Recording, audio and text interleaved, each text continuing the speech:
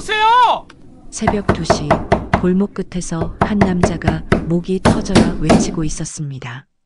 그의 주먹이 낡은 대문을 두드렸어요. 쾅쾅쾅. 골목에 울려 퍼지는 소리였습니다. 택배기사 정우택, 33살. 그는 지금 한 노인의 목숨을 구하기 위해 필사적으로 달려왔습니다. 집안에선 이상한 냄새가 새어나오고 있었어요. 가스 냄새였습니다. 그리고 그는 알고 있었죠. 5분 후 이 집이 폭발할 거라는 걸요. 누군가 의도적으로 배관을 끊어 놓았습니다. 72살 한기문을 없애기 위해서요. 재개발 구역 한복판, 탐욕이 만든 음모가 지금 불꽃으로 터지려 하고 있었습니다. 과연 우택은 기문을 구해낼 수 있을까요? 그리고 이 끔찍한 계획을 세운 사람은 누구일까요? 시작하기 전에 구독과 좋아요 눌러주시면 이야기를 계속 이어갈 큰 힘이 됩니다. 72살 한기문의 손은 거칠었습니다. 손가락 마디마다 목재를 다루며 생긴 굳은 살이 박혀 있었죠. 그는 40년 전 직접 지은 집 마루에 앉아 창밖을 바라보고 있었습니다.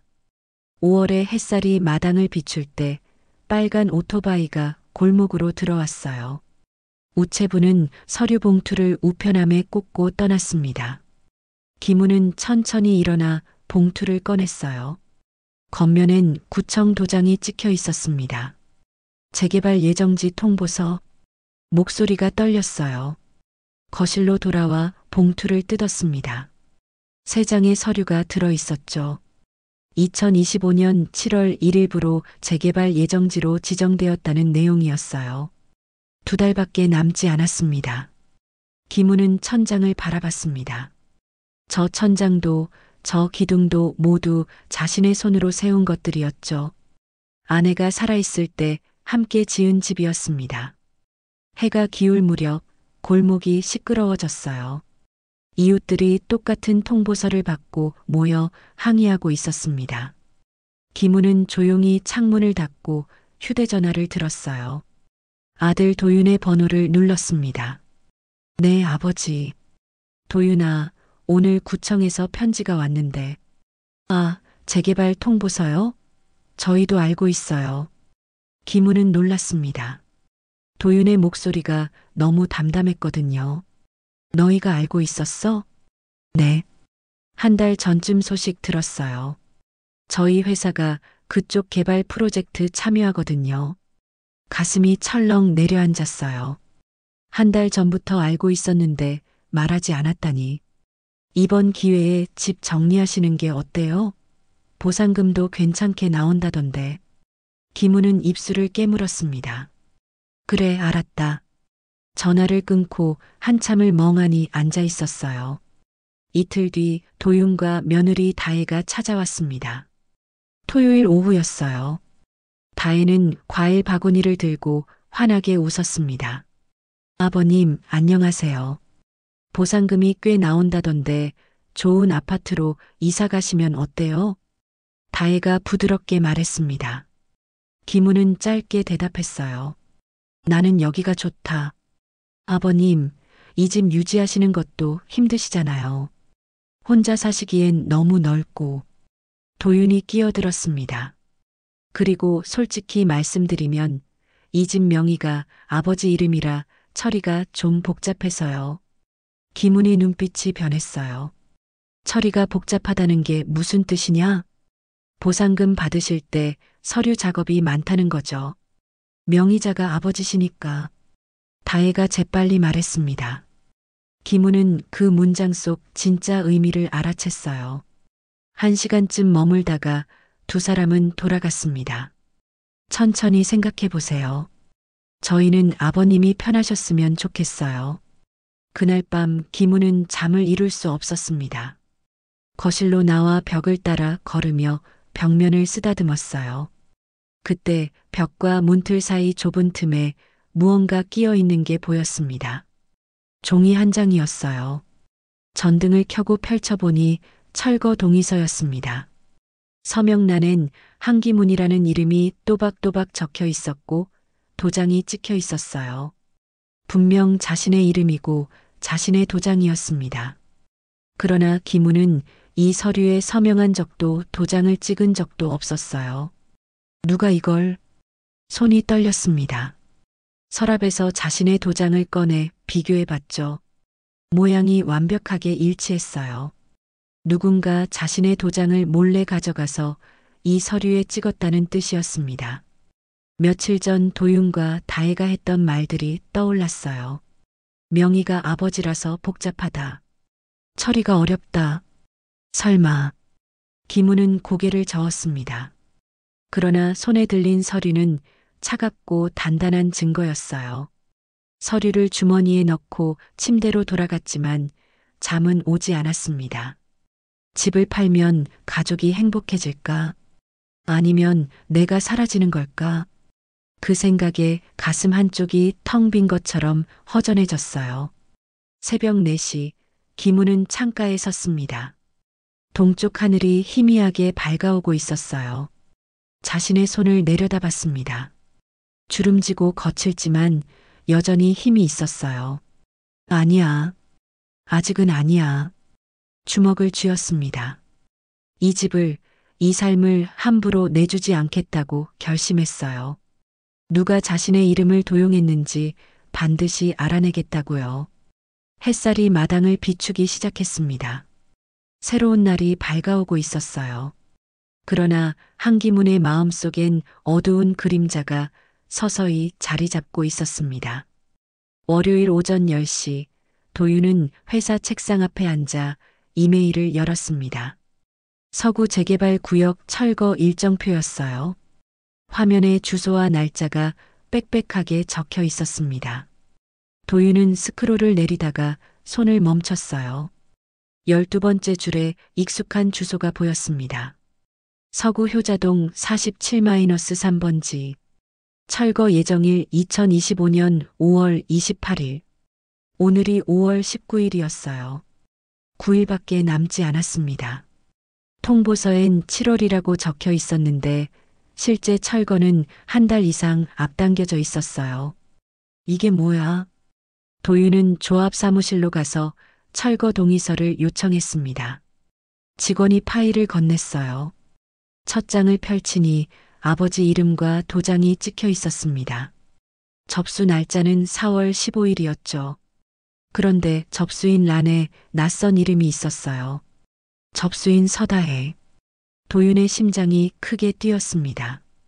다혜가 이 서류를 접수했다는 뜻이었어요. 그는 자리로 돌아와 회사 서버에 접속했습니다.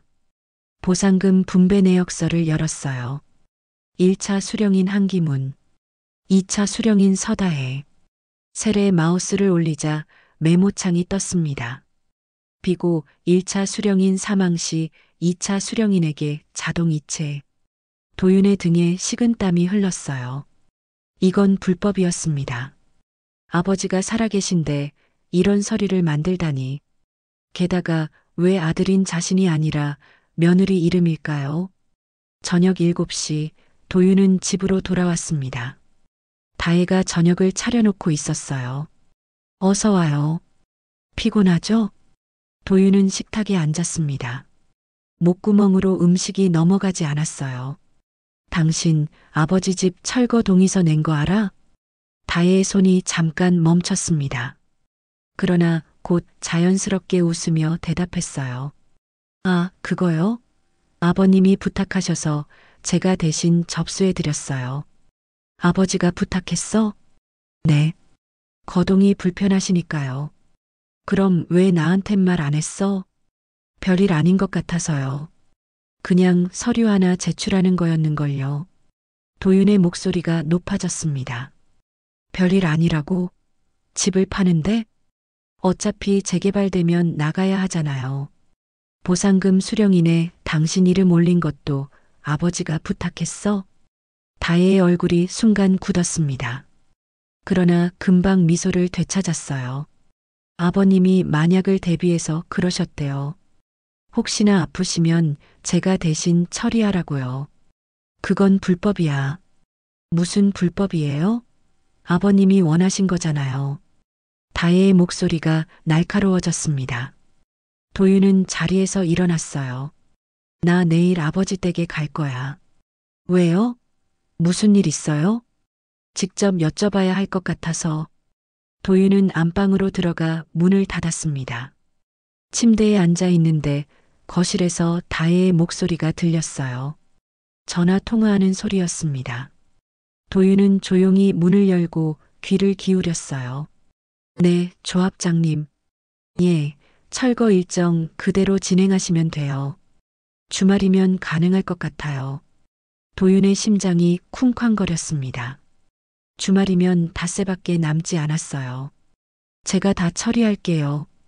걱정 마세요. 다혜의 목소리는 차분했습니다. 도윤은 재빨리 문을 닫고 침대에 앉았어요. 이 집의 마지막 주말이 다가오는구나. 도윤은 휴대전화를 꺼내 아버지에게 문자를 보냈습니다. 아버지, 내일 저녁에 뵈러 갈게요. 꼭 뵙고 싶어요. 문자를 보내고 눈을 감았습니다. 아내를 믿고 싶었어요. 그러나 오늘 본 것들이 자꾸만 머릿속을 맴돌았습니다. 밤이 깊어갔습니다. 거실에서 다혜는 소파에 앉아 노트북을 보고 있었어요. 화면엔 보험 가입 내역이 떠 있었습니다. 그녀의 얼굴엔 미소가 없었어요. 화요일 오후 2시, 김우는 마당에서 장작을 패고 있었습니다. 도끼를 내리칠 때마다 나무가 쪼개지는 소리가 골목에 울렸어요. 땀이 등을 타고 흘렀지만 김우는 멈추지 않았습니다. 몸을 움직이면 복잡한 생각들이 조금 가라앉는 것 같았거든요. 택배요. 대문 밖에서 젊은 남자의 목소리가 들렸습니다. 김우는 도끼를 내려놓고 대문을 열었어요. 30 초반쯤 되어 보이는 남자가 상자 하나를 들고 서 있었습니다. 유니폼에 정우택이라는 이름표가 달려 있었어요. 한기문 선생님 맞으시죠? 여기 서명 부탁드려요. 김우는 단말기에 서명했습니다. 우택은 상자를 건네며 주위를 둘러봤어요. 여기 집들 다 재개발 대상이죠? 그렇다더군. 힘드시겠어요. 저도 이 구역 배달 3년째인데 정 많이 들었거든요. 우택이 씁쓸하게 웃었습니다. 김우는 그 표정에서 진심을 느꼈어요. 자네도 이 동네 사람인가? 아니요, 저는 옆 동네 살아요. 그냥 배달하다 보니 얼굴들이 익숙해져서요. 우택은 인사하고 돌아서려다가 멈췄습니다. 뭔가 생각난 듯 다시 김우를 봤어요. 혹시 실례지만 재개발 동의서 제출하셨어요? 김우의 눈빛이 변했습니다. 왜 그런 걸 묻나? 아, 죄송해요. 제가 요즘 이 구역 철거 관련 서류들을 배달하거든요. 구청이랑 조합 쪽으로요. 그런데 좀 이상한 게 있어서요. 이상하다니? 우택은 잠시 망설이다가 목소리를 낮췄습니다. 일주일 전쯤이었나? 조합 사무실로 서류 배달했는데 그때 철거 동의서 뭉치를 봤어요. 근데 그 중에 타임스탬프가 이상한 게 있었거든요. 타임스탬프? 네. 전자결제 시스템에 찍히는 시간 말이에요. 어떤 서류는 접수일이랑 승인일이 똑같은 거예요. 보통은 최소 사흘은 걸리는데. 김우는 우택을 자세히 봤습니다. 젊은 남자였지만 눈빛이 날카로웠어요. 자네 그냥 택배기사가 아닌 것 같은데? 우택이 잠깐 웃었습니다. 예전엔 기자였어요. 지방지에서 일했죠. 부정부패 기사 썼다가 잘렸지만요. 그래서 지금은 택배를 먹고 살아야죠. 근데 습관이 안 없어지네요. 이상한 거 보면 자꾸 파고들게 돼요. 김우는 잠시 생각하다가 말했습니다. 들어오게. 차 한잔하고 가지. 우택은 고개를 저었어요. 괜찮아요. 배달이 밀려서요. 5분만. 자네한테 보여줄 게 있네. 김우의 목소리에 절박함이 묻어났습니다. 우택은 고개를 끄덕였어요. 거실로 들어와 앉자 김우는 서랍에서 접힌 종이를 꺼냈습니다. 벽 틈에서 발견한 철거 동의서였어요. 우택에게 건넸습니다. 이걸 좀 봐주게. 우택은 서류를 펼쳐봤습니다. 눈썹이 올라갔어요. 이거 선생님 서명이세요? 도장은 내 거 맞네. 그런데 나는 이 서류에 도장 찍은 적이 없어. 우택은 서류를 자세히 들여다봤습니다. 접수 날짜와 접수인 이름을 확인했어요. 4월 15일 접수인 서다혜. 이 사람 누구세요? 내 며느리야. 우택의 표정이 굳었습니다. 며느리분이 선생님 몰래 이걸? 김우는 고개를 끄덕였어요. 우택은 휴대전화를 꺼내 서류를 사진으로 찍었습니다. 제가 확인해 볼게요. 조합 사무실에 같은 서류가 있는지요. 자네가 그걸 어떻게? 제가 거기 드나들잖아요. 서류 더미 속에서 찾을 수 있어요. 우택은 자리에서 일어났습니다. 그런데 현관으로 나가다가 차에 뭔가 생각났는지 다시 돌아왔어요. 참, 제 차에 블랙박스 있거든요. 혹시 필요하시면 영상 확인해 드릴 수 있어요. 블랙박스? 네. 저 이 구역 배달하면서 계속 녹화하거든요. 혹시 며느리분 차 번호 아세요? 김우는 고개를 저었습니다. 차 번호는 모르겠고 하얀색 SUV를 타던데 그 정도면 찾을 수 있어요. 제가 며칠 전 영상 확인해 볼게요. 우택이 떠나고 나서 김우는 거실에 홀로 앉아 있었습니다. 처음으로 누군가 자신을 믿어주는 것 같았어요. 아들도 며느리도 아닌 낯선 젊은이가요. 그날 저녁 6시 도윤이 찾아왔습니다. 김우는 아들을 맞이하며 표정을 살폈어요. 도윤의 얼굴은 창백했고 눈 밑에 다크서클이 있었습니다. 아버지, 어서 와라. 저녁은? 괜찮아요. 아버지, 여쭤볼 게 있어서요. 도윤은 소파에 앉았습니다. 손을 꽉 쥐고 있었어요. 철거 동의서, 아버지가 다혜한테 부탁하신 거 맞아요? 김우는 잠시 침묵했습니다. 그리고 고개를 저었어요. 아니다. 나는 그런 서류 낸 적 없어. 도윤의 얼굴이 일그러졌습니다. 역시 그렇군요. 무슨 일이냐? 도윤은 회사에서 발견한 것들을 이야기했습니다. 앞당겨진 철거 일정, 보상금 수령인 조작, 다혜의 전화 통화까지요. 김우는 조용히 듣다가 서랍에서 동의서를 꺼내 아들에게 보여줬습니다. 나도 이걸 발견했다. 벽 틈에 끼어 있더라고. 도윤은 서류를 보며 주먹을 쥐었습니다. 이게 증거예요. 우리 경찰에 신고해야 해요. 아직은 안 돼. 왜요? 증거가 더 필요해.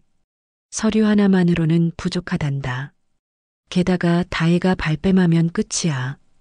도윤은 고개를 떨궜습니다. 제가 잘못했어요. 제가 아내를 제대로 못 봤어요. 내 잘못이 아니야. 김우는 아들의 어깨를 두드렸습니다. 그때 초인종이 울렸어요. 우택이었습니다.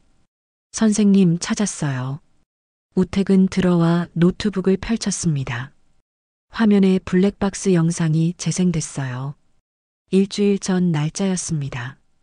영상엔 골목 풍경이 나왔어요. 그리고 하얀색 SUV 한 대가 천천히 들어왔습니다. 차가 멈추고 운전석 문이 열렸어요. 다혜가 내렸습니다. 그녀는 주위를 둘러보더니 휴대전화로 누군가와 통화했어요. 표정이 심각했습니다. 잠시 후 큰 트럭 한 대가 나타났어요. 옆면에 효성건설 철거팀이라고 적혀 있었습니다. 트럭에서 남자 2명이 내렸어요. 다혜는 그들과 이야기하며 김은의 집을 가리켰습니다. 남자들이 고개를 끄덕이며 집 주위를 둘러봤어요. 저 사람들 철거 용역이에요. 우택이 말했습니다. 도윤은 화면을 보며 얼굴이 하얗게 질렸어요. 다혜가 용역까지 데려왔다니. 김우는 영상을 보며 입술을 깨물었습니다. 며느리가 정말 자신을 지우려 하고 있었던 거예요. 이제 믿어지나? 우택이 조용히 물었습니다. 도윤은 고개를 끄덕였어요. 더 모아야 해요. 다혜를 막으려면 확실한 증거가 필요해요. 김훈이 말했습니다. 우택은 고개를 끄덕이며 말했어요. 제가 도와드릴게요. 조합 서류도 확인하고 다혜 씨 동선도 추적해 볼게요. 왜 그렇게까지 해주는 거야? 도윤이 물었습니다. 우택은 잠시 망설이다가 대답했어요. 저도 아버지 잃었거든요. 3년 전에 재개발 때문에 집 빼앗기고 돌아가셨어요. 그래서 이런 일 그냥 못 보겠어요. 거실에 침묵이 흘렀습니다. 세 남자는 서로를 바라봤어요. 서로 다른 세대, 서로 다른 이유였지만 같은 목표를 향해 서 있었습니다. 고맙네, 우택이. 김훈이 말했습니다. 우택은 고개를 숙였어요.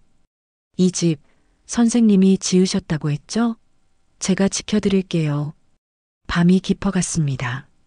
세 사람은 거실에 둘러앉아 계획을 짰어요.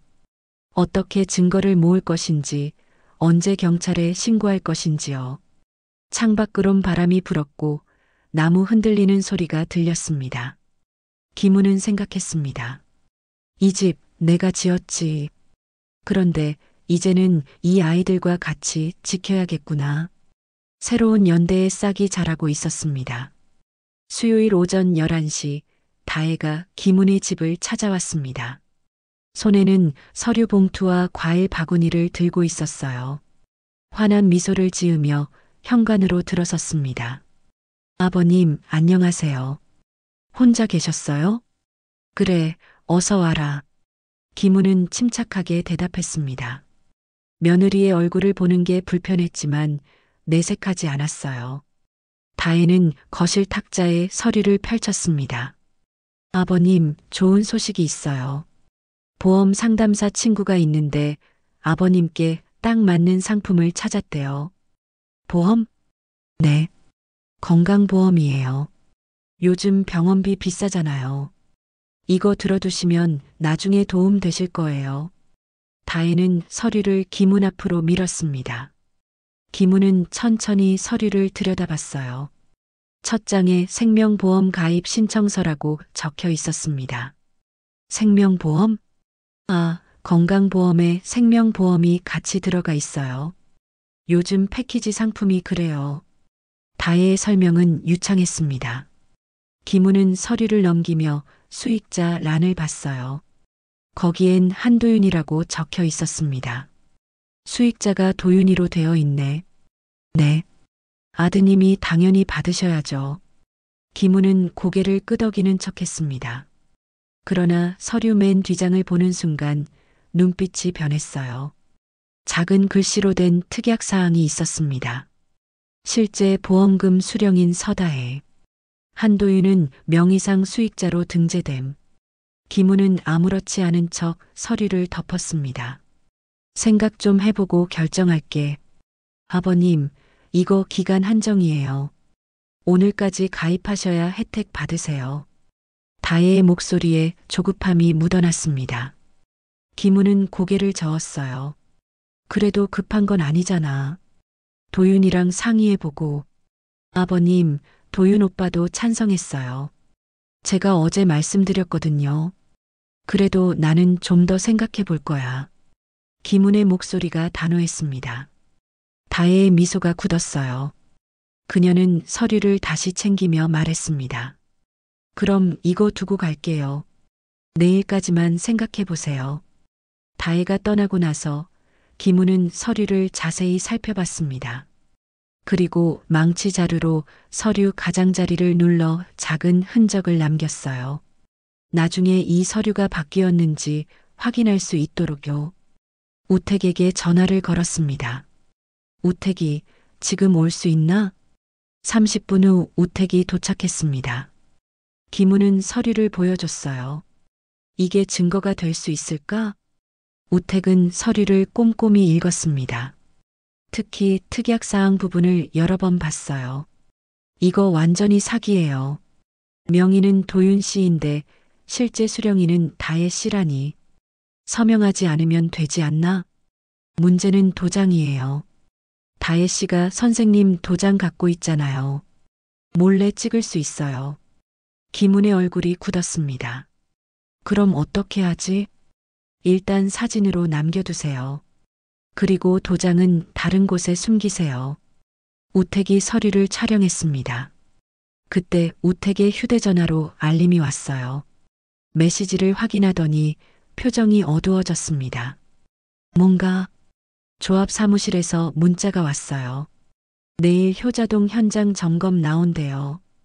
현장 점검? 철거 전에 하는 거예요. 집 상태 확인하고 보상금 최종 책정하고. 김우는 창밖을 바라봤습니다. 마당의 감나무가 바람에 흔들리고 있었어요. 그날 오후 우택은 조합 사무실로 갔습니다. 서류 배달을 핑계로요. 사무실 책상 위엔 서류들이 쌓여 있었어요. 담당 직원이 화장실에 간 사이 우택은 재빨리 서류를 뒤졌습니다. 효자동 47-3번지 파일을 찾았어요. 펼쳐보니 철거 일정이 적혀 있었습니다. 5월 24일 토요일 새벽 5시. 이틀 후였어요. 그 옆에 메모가 적혀 있었습니다. 보험 처리 완료 확인 후 진행. 우택의 등에 식은땀이 흘렀습니다. 저녁 8시 김은의 집에 세 사람이 모였습니다. 우택이 발견한 내용을 공유했어요. 토요일 새벽이요?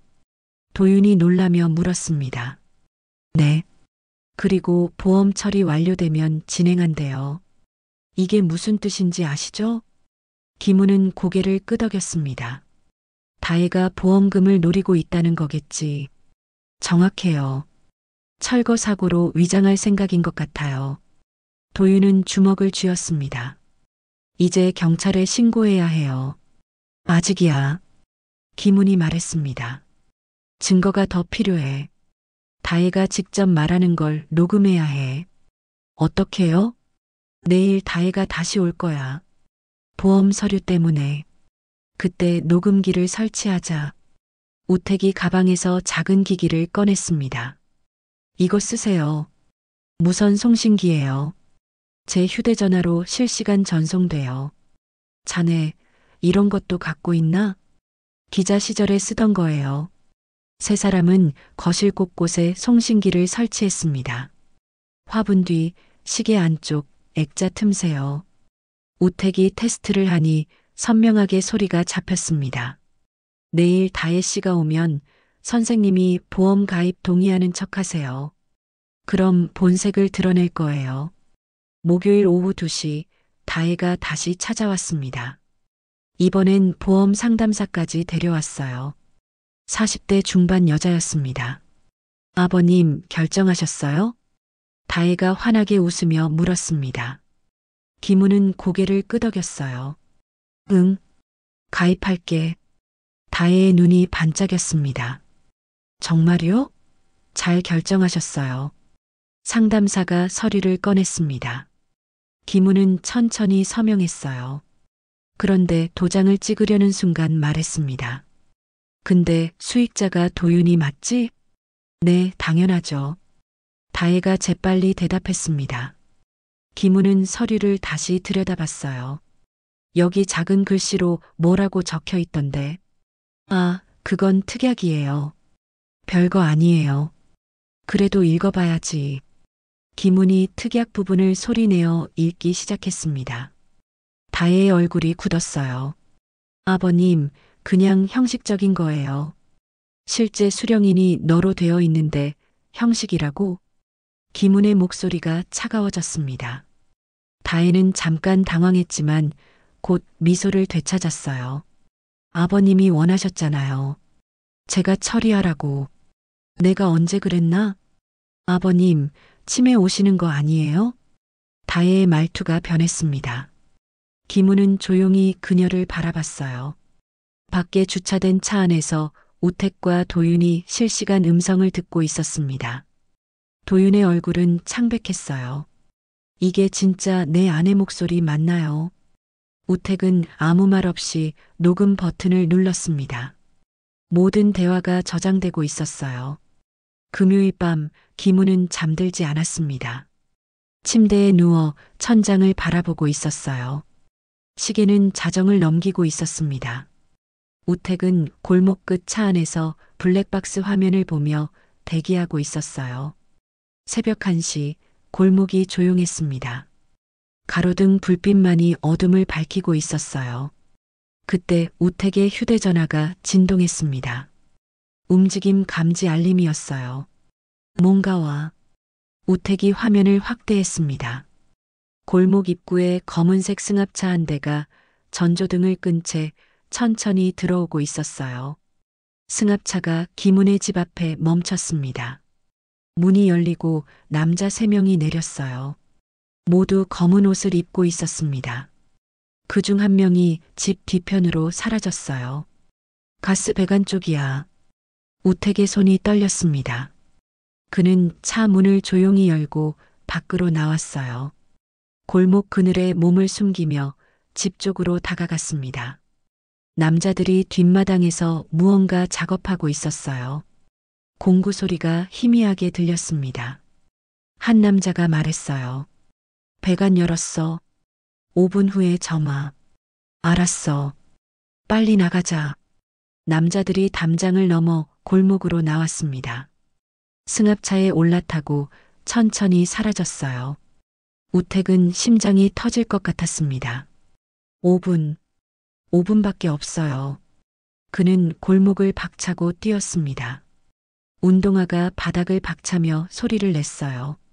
숨이 목까지 차올랐지만 멈추지 않았습니다. 아저씨, 우택이 대문을 두드리며 소리쳤습니다. 아저씨, 빨리 나오세요. 집안은 조용했습니다. 우택은 더 크게 외쳤어요.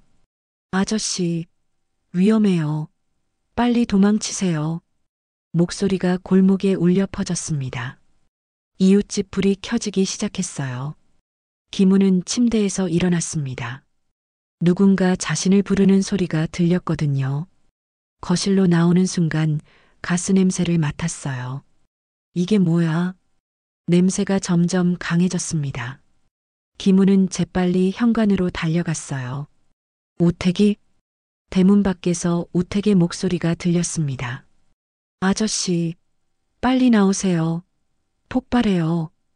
김우는 손이 떨렸지만 빗장을 열었습니다. 대문이 열리자 우택이 뛰어들어왔어요. 빨리요. 지금 당장. 우택은 김은의 팔을 붙잡았습니다. 두 사람은 대문을 박차고 골목으로 뛰어나왔어요. 10걸음, 20걸음. 그 순간 쾅 하는 소리와 함께 폭발이 터졌습니다. 집 뒤편에서 불기둥이 치솟았어요. 폭발 충격파가 두 사람을 덮쳤습니다. 우택은 김은을 감싸 안으며 바닥에 쓰러졌어요. 유리 파편이 사방으로 날아왔습니다. 창문이 박살나는 소리가 귀를 찔렀어요. 불길이 순식간에 집을 집어삼켰습니다. 으악! 김은이 신음했습니다. 우택은 재빨리 일어나 김은을 일으켰어요. 괜찮으세요? 다친 데 없으세요? 괜찮아. 자네는?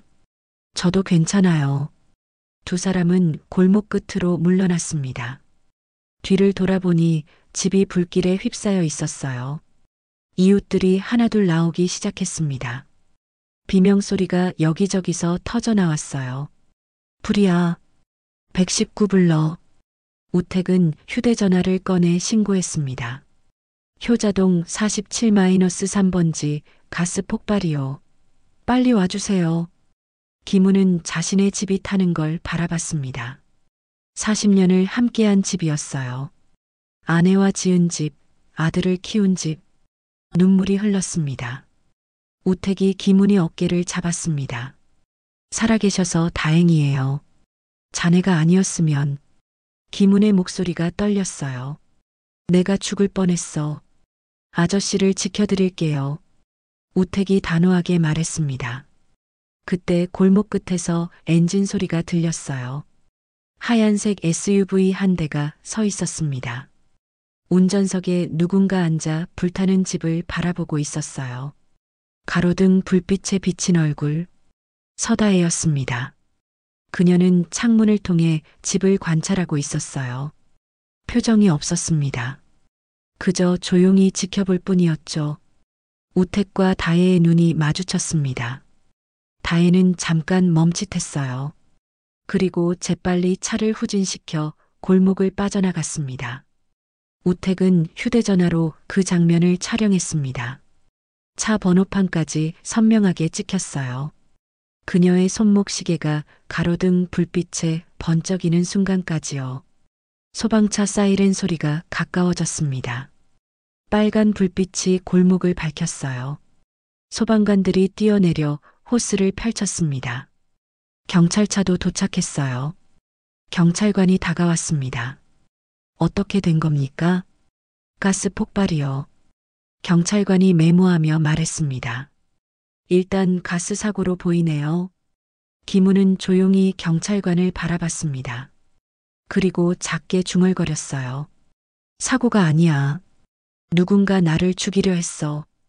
우택이 김훈이 어깨를 잡았습니다. 증거 있어요. 전부 녹화했어요. 소방관들이 불을 끄고 있었습니다. 물줄기가 불길을 뚫고 들어갔어요. 연기가 하늘로 치솟았습니다. 김훈은 집이 무너지는 걸 바라봤습니다. 눈물이 흘렀지만 동시에 마음속에서 무언가 단단해지는 게 느껴졌어요. 누군가 나를 지웠어. 김훈은 주먹을 쥐며 말했습니다. 하지만 나는 아직 살아있어. 우택이 옆에 섰습니다. 이제 끝내야 해요. 다혜를 막아야 해요. 동쪽 하늘이 밝아오기 시작했습니다. 새벽이 오고 있었어요. 김훈과 우택은 불타는 집 앞에 나란히 서 있었습니다. 멀리서 하얀 SUV의 후미등이 사라졌습니다. 그 차 안에서 다혜는 백미러로 불길을 마지막으로 바라보고 있었어요. 토요일 오전 9시 소방관들이 완전히 진화를 마치고 떠났습니다. 김훈의 집은 뼈대만 남았어요. 검게 탄 기둥들이 하늘을 향해 쓸쓸히 서 있었습니다. 김훈은 경찰서에서 조사를 받고 돌아왔습니다. 몸은 멀쩡했지만 마음은 무너진 집처럼 허물어져 있었어요. 우택이 옆에서 부축했습니다. 들어가 봐도 될까요? 김훈이 현장을 지키는 경찰관에게 물었습니다. 위험하니까 들어가지 마세요. 구조가 불안정해요. 잠깐만이라도요. 찾을 게 있어서. 경찰관은 망설이다가 고개를 끄덕였어요. 조심하세요. 5분만요. 김훈과 우택은 천천히 집 안으로 들어갔습니다. 발을 디딜 때마다 제가 날렸어요. 타버린 가구들이 형체를 알아볼 수 없었습니다. 뭘 찾으시는 거예요? 서류야. 다혜가 가져온 보험 서류. 아, 망치 자루로 표시하신 거요? 맞아. 그게 증거가 될 거야. 두 사람은 거실 자리를 뒤졌습니다. 탁자가 있던 곳, 서랍이 있던 곳을 손으로 더듬었어요. 재와 나무 조각들만 만져졌습니다. 여기요. 우택이 소리쳤습니다. 탄종이 뭉치를 들어 올렸어요. 가장자리가 타서 부서졌지만 중앙 부분은 남아 있었습니다. 김훈이 다가가 종이를 펼쳤습니다. 보험 가입 신청서였어요. 불에 타서 글자가 희미했지만 읽을 수 있었습니다. 수익자 란이 남아 있어요. 우택이 손가락으로 가리켰습니다. 실제 보험금 수령인 서다혜라는 글자가 선명했어요. 이거면 충분해요. 사진 찍을게요. 우택은 휴대전화로 서류를 여러 장 촬영했습니다. 다른 각도에서도 찍었어요. 저기도 봐요. 김훈이 부엌 쪽을 가리켰습니다. 가스 배관이 있던 자리였어요. 파이프가 찢어져 있었습니다. 저거 자연적으로 터진 게 아니에요. 우택이 다가가 자세히 봤습니다. 공구로 자른 흔적이 있어요. 렌치 자국 같은데. 사진 찍어도. 우택은 배관도 촬영했습니다. 그때 바깥에서 목소리가 들렸어요. 거기 누구야? 두 사람은 재빨리 밖으로 나왔습니다. 조합 관계자로 보이는 남자가 서 있었어요. 40대 중반쯤 되어 보였습니다. 실례지만 누구십니까? 김훈이 물었습니다. 재개발 조합이사 김태수입니다. 집주인 되시나요? 그렇습니다. 김태수는 집을 둘러보며 혀를 찼어요. 안 됐네요. 완전히 전소됐군요. 보러 오신 겁니까? 네. 철거 예정이었는데 이렇게 됐으니 절차가 어떻게 될지 확인하러 왔어요. 우택이 끼어들었습니다. 철거 예정일이 언제였죠? 오늘이요. 오늘 새벽 5시였어요. 그럼 이 폭발이. 김태수는 어깨를 으쓱했습니다. 가스 사고는 흔해요. 노후 주택이 많으니까. 조합에서 가스 배관 점검했습니까? 우택의 질문에 김태수의 눈빛이 변했어요. 왜 그런 걸 물으시죠? 궁금해서요. 점검은 집주인 책임이에요. 우리 관할이 아니고요. 김태수는 서류 뭉치를 꺼냈습니다. 보상금은 예정대로 지급될 겁니다. 다만 집이 없어졌으니 철거 비용은 빠지겠네요. 그게 무슨. 김훈이 따지려 했지만 우택이 팔을 잡았어요. 나중에 이야기해요. 김태수는 명함을 건네며 떠났습니다. 차에 올라타고 사라졌어요. 저 사람 수상해요. 우택이 말했습니다. 왜 굳이 오늘 왔을까요? 확인하러 온 거겠지. 내가 정말 죽었는지. 김훈의 목소리가 차가웠습니다. 오후 2시 우택은 조합 사무실로 갔습니다. 배달을 핑계로요. 사무실엔 직원 1명만 있었어요. 서류 배달 왔습니다. 여기 나요. 직원이 대충 대답했습니다. 우택은 책상 위 서류들을 훑어봤어요. 그때 눈에 익숙한 이름이 들어왔습니다. 효자동 47-3번지 철거 조기 승인서. 접수인 란에 서다혜라고 적혀 있었어요. 날짜는 4월 20일이었습니다. 우택은 직원이 화장실 간 사이 재빨리 서류를 촬영했습니다. 여러 장을 찍었어요. 그리고 원래대로 돌려놨습니다. 사무실을 나오며 우택은 휴대전화를 확인했습니다. 사진들이 선명하게 저장되어 있었어요. 이제 증거가 모였어. 저녁 6시 도윤이 아버지를 찾아왔습니다. 김훈은 임시로 빌린 여관방에 있었어요. 우택도 함께 있었습니다. 아버지, 괜찮으세요? 도윤의 눈은 충혈되어 있었습니다. 밤새 잠을 못 잔 것 같았어요. 괜찮다. 살았잖아. 다혜한테 물어봤어요. 어젯밤 어디 있었냐고. 뭐래? 집에 있었대요. 그런데 거짓말이에요. 제가 확인했거든요. 어젯밤 11시쯤 나갔어요. 우택이 휴대전화를 꺼냈습니다. 이거 보세요. 화면에 블랙박스 영상이 재생됐어요. 어젯밤 새벽 골목에 서 있던 하얀 SUV였습니다. 차 번호판이 선명했어요. 다혜 차 맞죠? 도윤이 고개를 끄덕였습니다. 네, 맞아요. 그리고 이것도요. 우택은 조합 서류 사진을 보여줬습니다. 철거 조기 승인서, 보험 서류, 보상금 분배표까지요. 도윤은 사진들을 보며 주먹을 쥐었습니다. 이제 경찰에 가야 해요. 그래야지. 김훈이 고개를 끄덕였습니다. 더 이상 기다릴 수 없어. 내일 아침에 다혜 만나기로 했어요. 제가 부른 거예요. 뭐라고 했어? 아버지 돈 문제로 이야기하자고 했어요. 다혜가 올 거예요. 우택이 물었습니다. 어디서 만나기로 했어요? 아버지 집터요. 다혜가 거기서 보자고 했어요. 세 사람은 서로 바라봤습니다.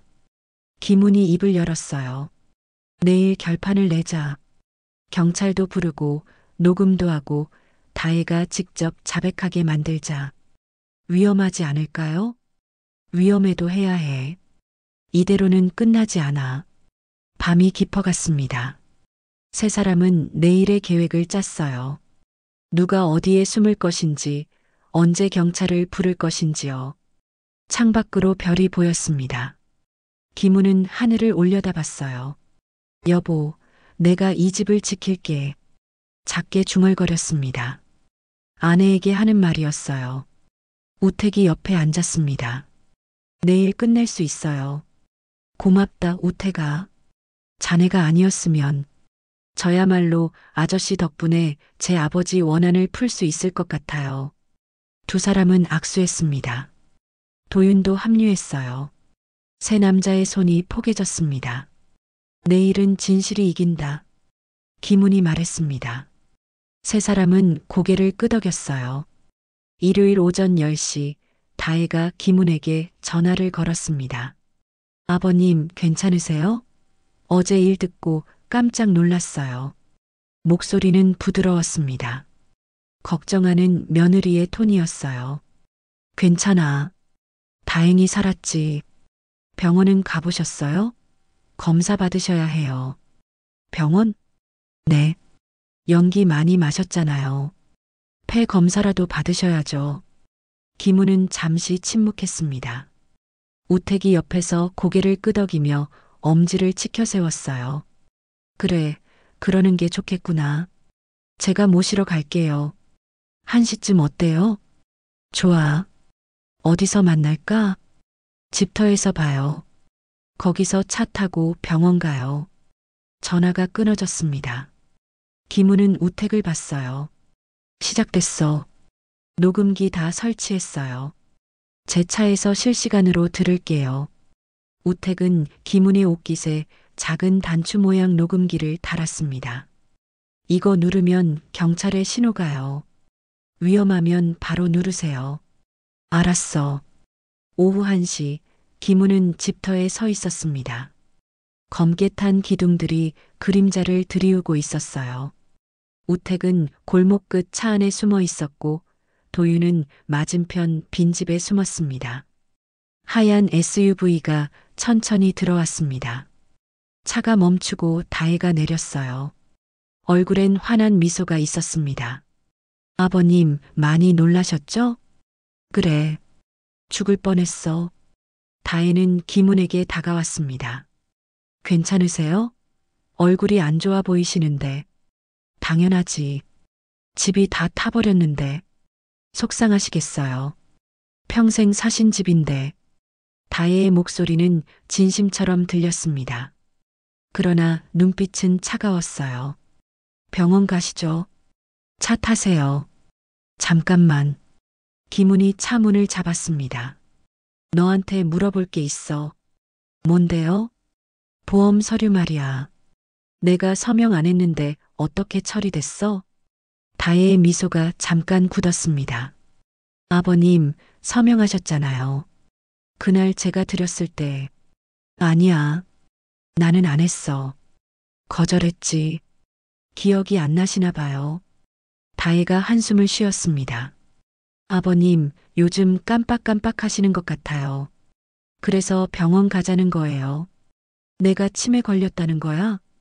그런 뜻은 아니고. 다혜는 차 문을 열었습니다. 일단 타세요. 가면서 이야기해요. 김우는 움직이지 않았습니다. 어젯밤 어디 있었어? 다혜의 표정이 변했어요. 집에 있었는데요. 거짓말. 누가 봤어? 여기 왔다 간 거. 무슨 말씀이세요? 저 집에 있었어요. 김우는 한 걸음 다가섰습니다. 차 번호판 다 찍혔어. 내가 죽는 걸 보러 왔지? 다혜의 미소가 완전히 사라졌습니다. 표정이 차가워졌어요. 아버님, 정신이 온전치 않으신 것 같네요. 정신은 멀쩡해. 내가 날 죽이려 했다는 것도 알아. 증거 있어요? 다혜가 팔짱을 꼈습니다. 목소리가 날카로워졌어요. 서류 다 있어. 보험 서류, 철거 동의서, 조합 승인서까지. 그게 뭘 증명해요? 아버님이 동의하셔서 제가 대신 처리한 거잖아요. 동의한 적 없어. 김훈의 목소리가 커졌습니다. 다혜는 비웃으며 말했어요. 누가 믿을까요? 72살 노인 말이요. 아니면 서류요? 법은 진실을 밝혀낼 거야. 진실? 다혜가 웃었습니다. 차갑고 날선 웃음이었어요.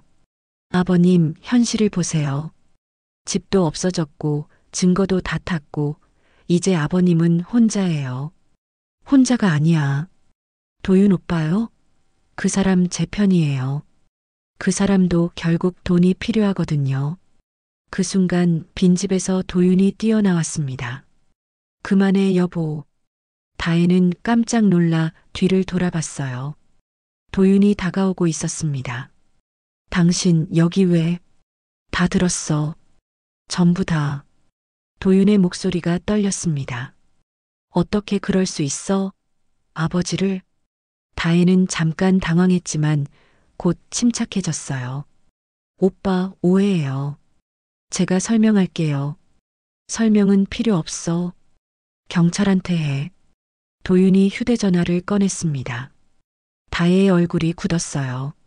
전화하지 마. 다혜가 급히 차로 달려갔습니다. 시동을 걸었어요. 막아. 도윤이 외쳤습니다. 그러나 차는 이미 후진하고 있었어요. 우택이 차에서 뛰어나와 골목을 막아섰습니다. 서요. 다혜는 멈추지 않았습니다. 엑셀을 밟았어요. 차가 골목을 빠져나가려 했습니다. 그때 사이렌 소리가 터졌습니다. 경찰차 2대가 골목 입구를 막았어요. 다혜의 차는 급브레이크를 밟으며 멈췄습니다. 차에서 내리세요. 확성기로 소리가 울렸습니다. 경찰관 4명이 차에서 내려 다혜의 차를 포위했어요. 다혜는 핸들을 꽉 쥐고 있었습니다. 얼굴이 하얗게 질려 있었어요. 손이 떨렸습니다. 차 문 열고 나오세요. 천천히요. 경찰관이 차 창문을 두드렸습니다. 다혜는 움직이지 않았어요. 그저 앞을 멍하니 바라보고 있었습니다. 문 열어요. 경찰관의 목소리가 단호했습니다. 한 경찰관이 조수석 문을 열었어요. 잠겨 있지 않았습니다. 나오세요. 경찰관이 손을 내밀었습니다. 다혜는 천천히 고개를 돌렸어요.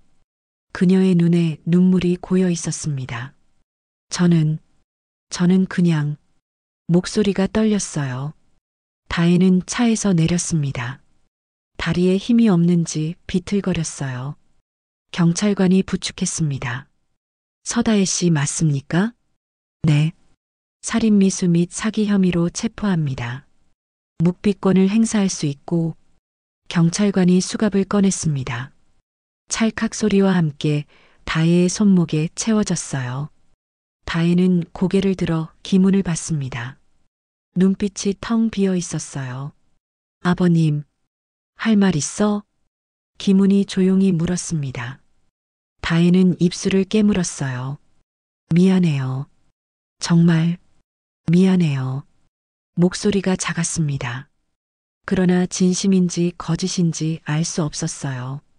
도윤이 다가왔습니다. 다혜는 남편을 봤어요. 오빠 나 말하지 마. 도윤의 목소리가 차가웠습니다. 더 이상 듣고 싶지 않아. 다혜는 고개를 떨궜습니다. 경찰관이 그녀를 경찰차로 데려갔어요. 차 뒷좌석에 앉혔습니다. 창문 너머로 다혜의 얼굴이 보였어요. 눈물이 볼을 타고 흘렀습니다. 그러나 이미 늦었어요. 경찰차 문이 닫혔습니다. 사이렌이 다시 울렸어요. 차가 천천히 움직이기 시작했습니다. 김훈과 도윤, 우택은 골목에 서서 경찰차를 바라봤습니다. 차가 모퉁이를 돌아 사라졌어요. 골목이 다시 조용해졌습니다. 바람이 불어왔어요. 햇살이 그들을 비추고 있었습니다. 끝났어. 김훈이 작게 중얼거렸습니다. 우택이 어깨를 두드렸어요. 이제 시작이에요. 다시 세우는 거요. 도윤은 무릎을 꿇고 아버지 앞에 앉았습니다. 아버지, 용서해 주세요. 제가 몰랐어요. 일어나라. 내 잘못이 아니야. 김훈이 아들을 일으켰습니다. 2사람은 포옹했어요. 도윤의 어깨가 떨렸습니다. 세 남자는 집터 앞에 나란히 섰습니다. 무너진 집, 타버린 기둥들을 바라봤어요. 이제 뭘 하시겠어요? 우택이 물었습니다. 김우는 잠시 생각하다가 대답했어요. 다시 짓는 거지. 뭐? 목소리에 힘이 있었습니다. 월요일 오전 경찰서 조사실은 답답했습니다. 형광등 불빛이 차갑게 내려앉았어요. 다혜는 철제 의자에 앉아 있었습니다. 손목엔 수갑 자국이 빨갛게 남아 있었어요. 서다혜 씨, 다시 한번 물어보겠습니다. 5월 23일 새벽 어디 있었습니까? 형사가 펜을 들고 물었습니다. 다혜는 고개를 숙이고 있었어요. 집에 있었어요. 거짓말입니다. 블랙박스에 당신 차량이 찍혔어요. 효자동 47-3번지 앞에서요. 형사가 노트북을 돌렸습니다. 화면에 영상이 재생됐어요. 새벽 2시 40분 골목에 선 하얀 SUV가 보였습니다. 다혜는 화면을 보다가 눈을 감았어요. 그날 걱정돼서 갔어요. 시아버님이 혼자 계시니까. 새벽 2시예요? 집이 불타고 있는데 구조 신고는 안 하셨네요. 저는 늦게 도착했어요. 이미 불이 났을 때였고. 거짓말입니다. 형사가 다른 영상을 틀었습니다. 폭발 10분 전 검은 승합차가 집 뒤편으로 가는 장면이었어요. 이 차량 아십니까? 다혜는 대답하지 않았습니다. 철거 용역 차량입니다. 효성건설 소속이에요. 당신이 고용했죠? 아니에요. 통화 기록 있습니다. 5월 20일 당신 휴대전화로 효성건설 조합장과 15분간 통화했어요. 뭘 이야기했습니까? 다혜의 손이 떨렸습니다. 일반적인 철거 일정 문의였어요. 일정 문의를 새벽에 실행합니까? 형사가 서류를 펼쳤습니다. 보험금 수령인 조작, 철거 동의서 위조, 가스배관 절단. 전부 계획적 범행입니다. 저는 그냥. 다혜의 목소리가 흔들렸어요. 돈이 필요했어요. 빚이 많았고. 그래서 시아버지를 죽이려 했습니까? 아니에요. 저는 그냥 집만 없애려고. 집에 사람이 있는데요. 다혜는 대답하지 못했습니다. 눈물이 흘렀어요. 조사실 밖 김훈과 도윤, 우택이 기다리고 있었습니다. 긴 복도에 나란히 앉아 있었어요. 얼마나 걸릴까요? 도윤이 물었습니다. 얼굴이 야위어 있었어요. 시간 걸릴 거야. 증거가 많으니까. 우택이 대답했습니다. 그때 조사실 문이 열렸어요. 형사가 나왔습니다. 한기문 선생님 들어오시죠. 김훈은 조사실로 들어갔습니다. 다혜와 마주 앉았어요. 다혜는 고개를 들지 못했습니다. 서다혜 씨가 일부 자백했습니다. 확인해 주실 게 있어요. 형사가 조서를 펼쳤습니다. 보험 서류는 당신 동의 없이 작성됐다. 맞습니까? 맞습니다. 철거 동의서도 위조됐다. 맞습니까? 맞습니다. 5월 23일 새벽 집에 계셨습니까? 네. 잠들어 있었습니다. 형사가 고개를 끄덕였어요. 서다혜 씨, 할 말 있습니까? 다혜는 천천히 고개를 들었습니다. 기문을 봤어요. 눈이 빨갛게 충혈되어 있었습니다. 아버님, 정말 죄송해요. 목소리가 떨렸습니다. 저는 처음엔 서류만 처리하려고 했어요. 그게 편할 것 같아서. 그런데 자꾸 꼬이고. 그래서 날 죽이려 한 거야? 김훈의 목소리는 차가웠습니다. 다혜는 고개를 떨궜어요. 미안해요. 정말로. 미안하다고 다야? 김훈은 자리에서 일어났습니다. 내가 태운 건 집이 아니야. 내 인생이었어. 조사실을 나왔습니다.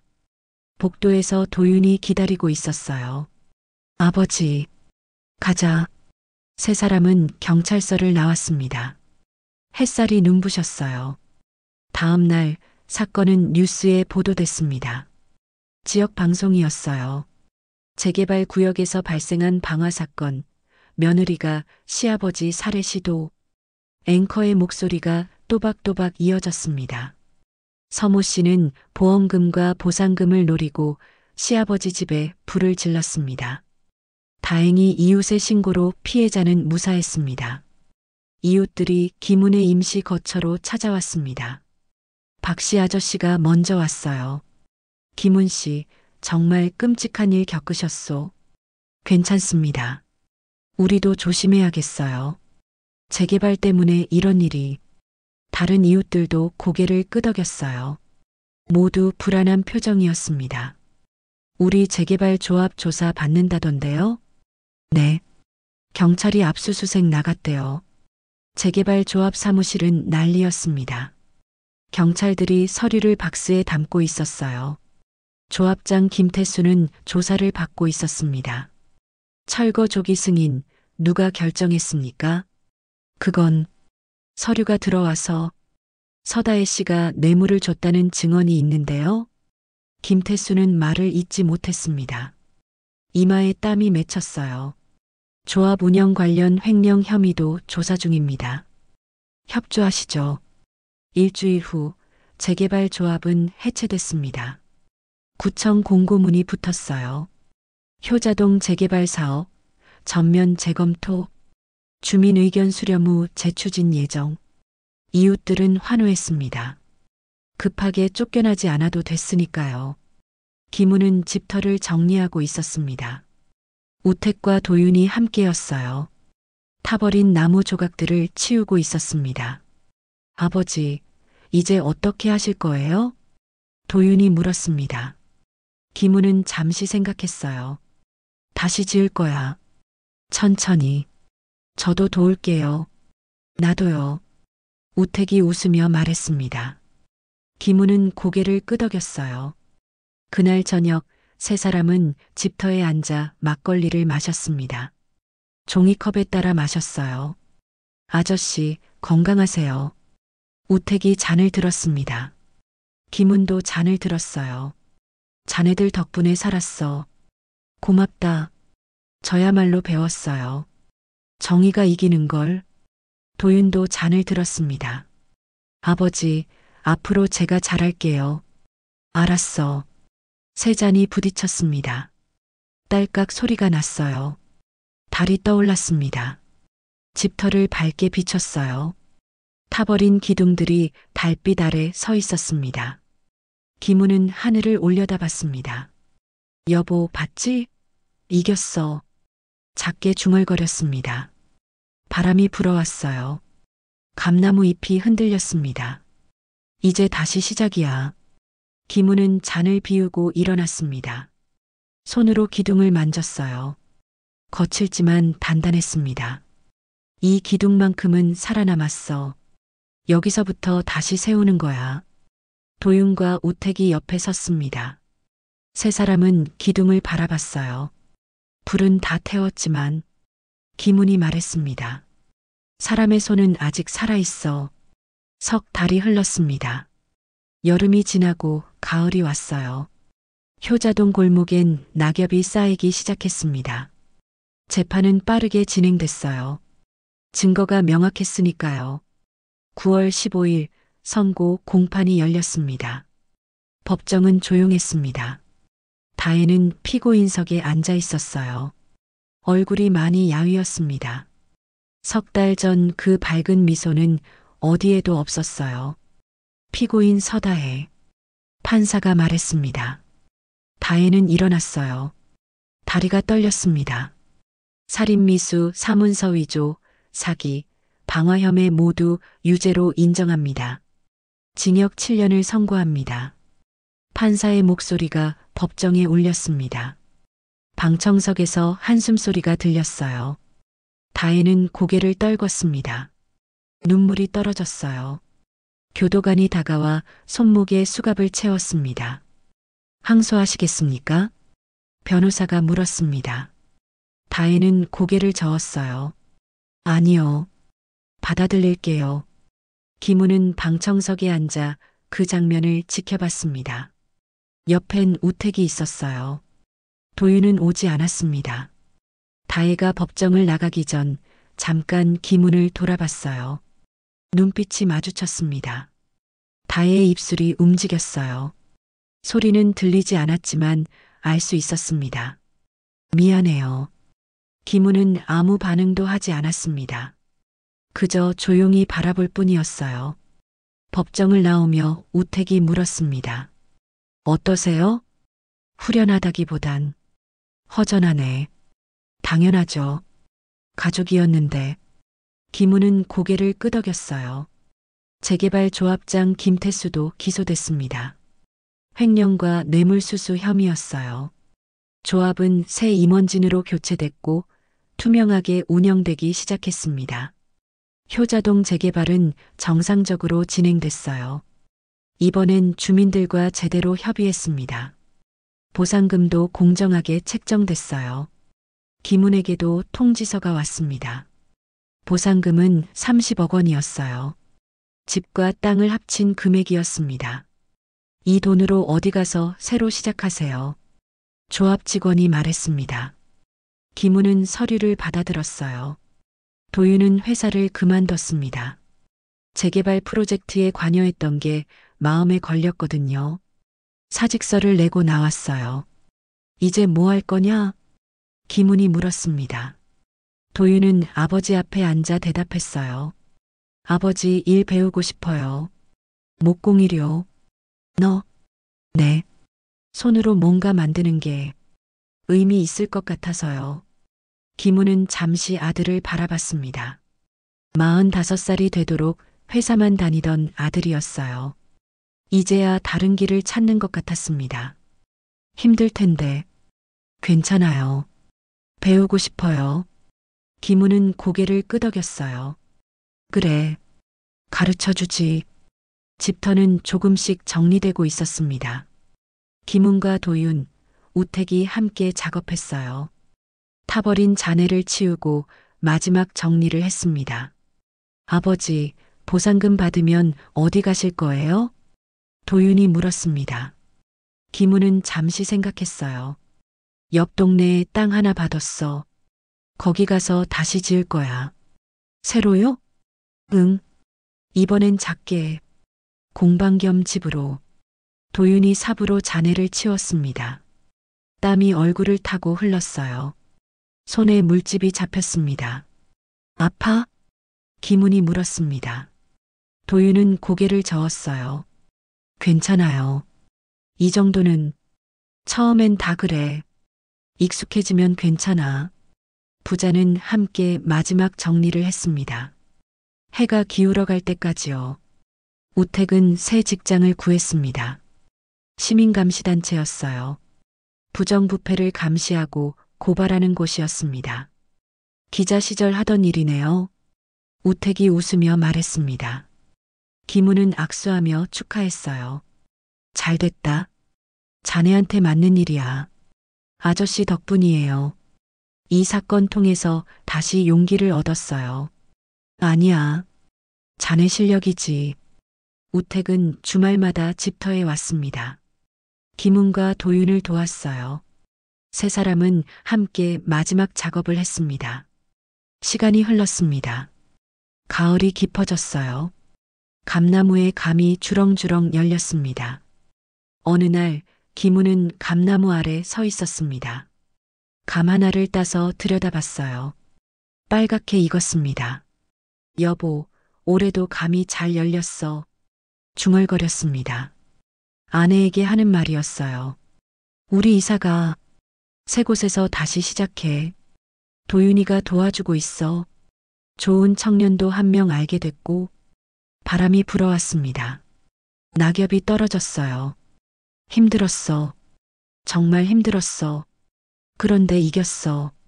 우리가 목소리가 떨렸습니다. 눈물이 흘렀어요. 조금만 기다려.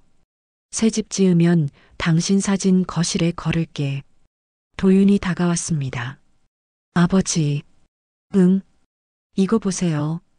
도윤이 나무 조각을 보여줬습니다.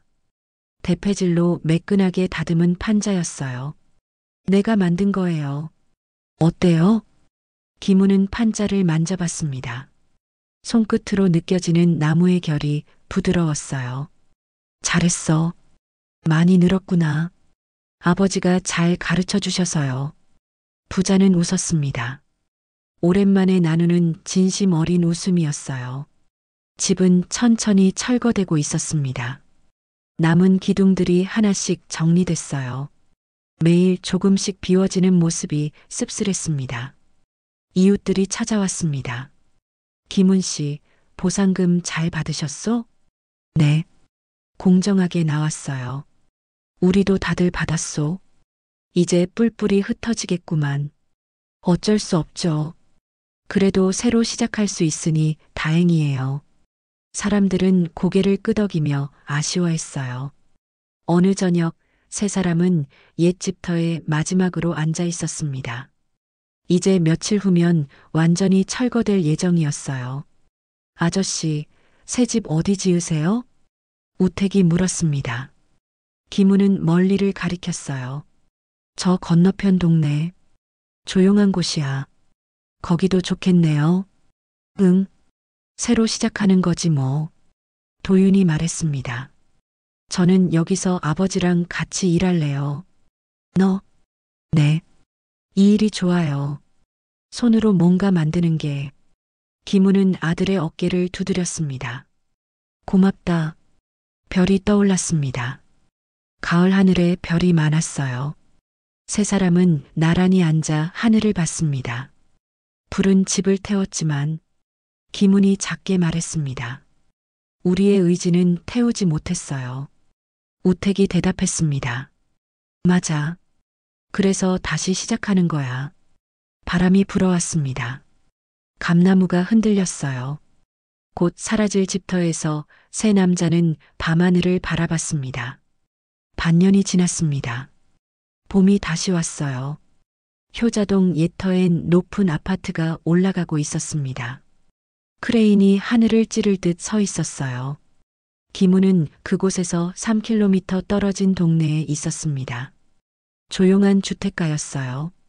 그곳에 새 집이 거의 완성되고 있었습니다. 아버지, 이 기둥 이렇게 세우면 되나요? 도윤이 물었습니다. 손에 망치를 들고 있었어요. 얼굴엔 땀이 흘렀지만 표정이 밝았습니다. 조금만 더 왼쪽으로. 그래, 거기. 김훈이 수평계로 확인하며 말했습니다. 도윤은 정확히 자리를 잡았어요. 쾅쾅. 망치 소리가 울렸습니다. 못이 나무에 박혔어요. 잘했어. 김훈이 아들의 어깨를 두드렸습니다. 도윤은 뿌듯하게 웃었어요. 집은 옛날 구조를 조금 닮았습니다. 단층 목조주택이었어요. 그러나 더 작고 아담했습니다. 앞쪽은 공방이었고 뒤쪽은 거실과 방이었어요. 공방 크기가 딱 좋네요. 우택이 말했습니다. 그는 주말마다 와서 도왔어요. 응. 혼자 쓰기엔 충분해. 김훈이 공방 안을 둘러봤습니다. 작업대를 놓을 자리, 공구를 걸 벽 목재를 쌓을 공간이 눈에 들어왔어요. 여기서 다시 시작하는 거네요. 그래. 새 출발이지. 마당엔 어린 감나무가 심어져 있었습니다. 옛집에서 가져온 가지를 꺾고지한 거였어요. 아직 작았지만 새싹이 돋아나고 있었습니다. 이 나무도 여기서 자랄 거예요. 도윤이 감나무에 물을 주며 말했습니다. 응. 10년 후엔 감이 열릴 거야. 그때까지 건강하셔야 해요. 그러려고. 아직 할 일이 많으니까. 4월 말 집이 완성됐습니다. 작은 집들이를 열었어요. 이웃들이 찾아왔습니다. 옛 효자동 이웃들도 몇몇 왔어요. 김훈 씨, 집 정말 멋지구만. 박씨 아저씨가 감탄하며 말했습니다. 고맙습니다. 천천히 지었어요. 직접 지으셨다며요? 대단하시오. 사람들은 집 구석구석을 둘러봤어요. 나무 냄새가 좋다고 했습니다. 따뜻하다고도 했어요. 거실벽엔 사진 한 장이 걸려 있었습니다. 김훈의 아내였어요. 환하게 웃고 있는 모습이었습니다. 김훈은 사진을 보며 작게 말했습니다. 여보 봐. 우리 새집이야. 도윤이 옆에 섰습니다. 어머니도 좋아하실 거예요. 그래. 분명히. 집들이는 따뜻했습니다. 사람들은 음식을 나눠 먹으며 이야기를 나눴어요. 웃음소리가 집안을 채웠습니다. 우택이 건배를 제안했습니다. 한기문 선생님의 새 출발을 위하여. 건배. 잔들이 부딪혔습니다. 기문은 사람들을 둘러봤어요. 아들, 우택, 이웃들. 모두 소중한 사람들이었습니다.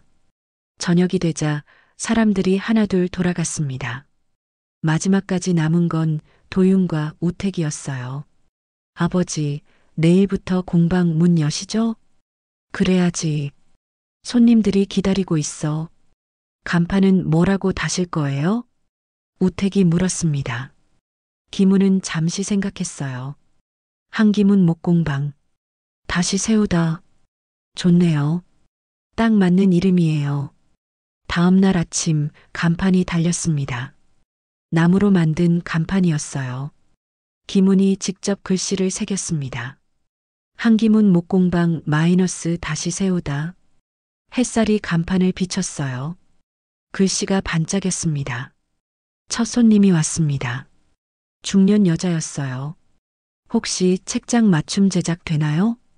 물론이죠. 들어오세요.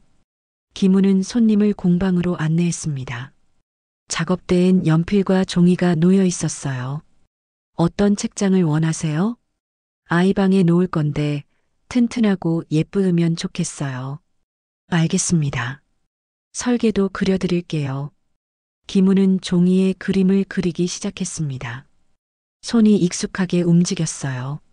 선이 정확하게 그어졌습니다. 이렇게 만들면 어떨까요? 와, 좋아요. 딱 제가 원하던 거예요. 일주일 정도 걸릴 겁니다. 괜찮아요.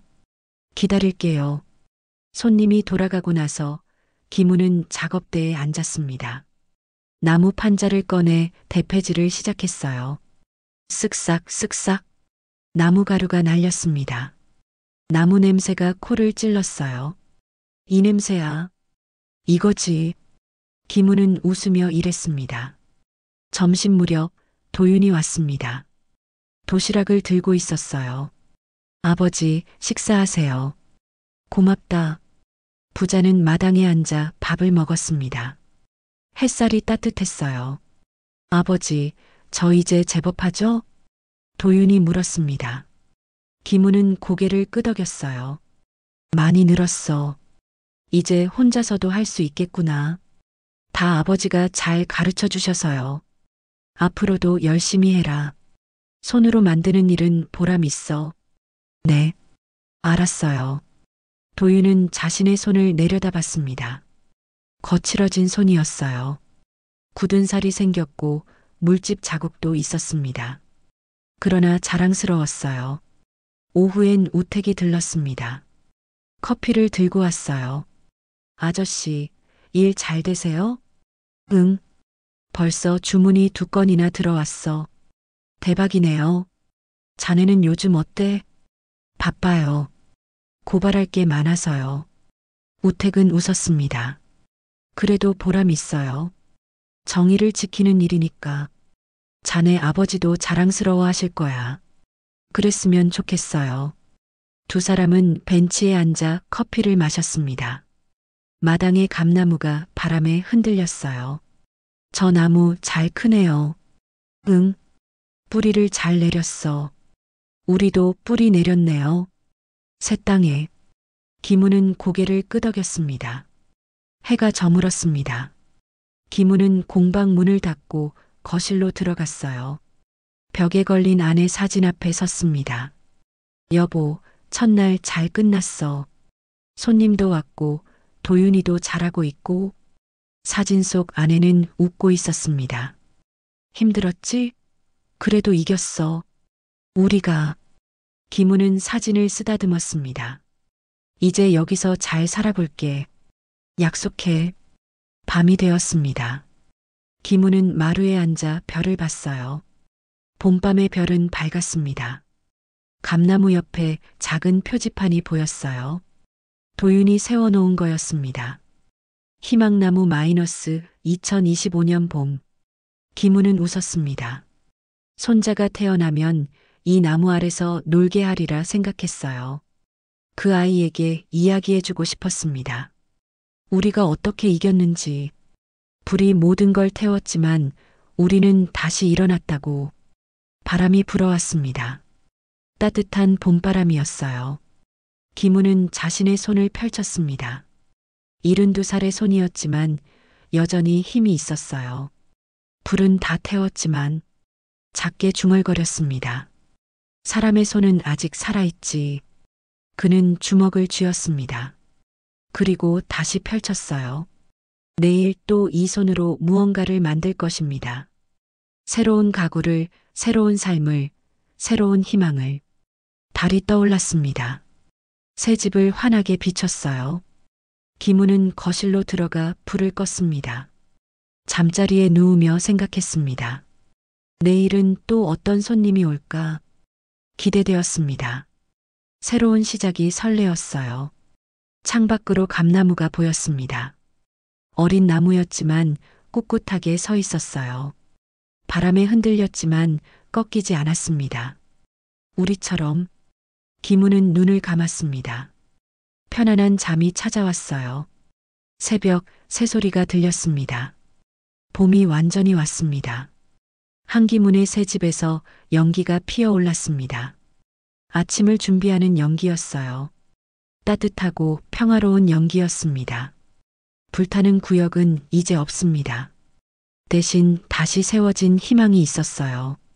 그리고 그 희망은 계속될 것입니다. 손으로, 땀으로, 사람으로. 그날 새벽 절박한 외침 하나가 한 사람의 생을 구했습니다. 믿었던 가족의 배신, 탐욕으로 불타버린 집, 그리고 남은 것은 잿더미뿐이었죠. 하지만 한기문 씨는 무너지지 않았습니다. 그는 절망 속에서도 다시 일어섰고 두 손으로 희망을 세웠습니다. 불은 모든 것을 태웠지만 인간의 의지는 태우지 못했습니다. 그의 이야기는 단순한 복수가 아니라 인간의 회복과 용서, 그리고 다시 시작의 이야기였습니다. 우리가 살아가며 겪는 수많은 상처와 실패 속에서도 결국 다시 일어설 힘은 언제나 우리 안에 있습니다. 오늘의 이야기가 누군가에게는 용기가, 또 누군가에게는 위로가 되었길 바랍니다. 끝까지 시청해 주셔서 진심으로 감사합니다. 이야기가 마음에 닿았다면 구독과 좋아요, 그리고 알림 설정으로 다음 이야기에서도 함께 해주세요.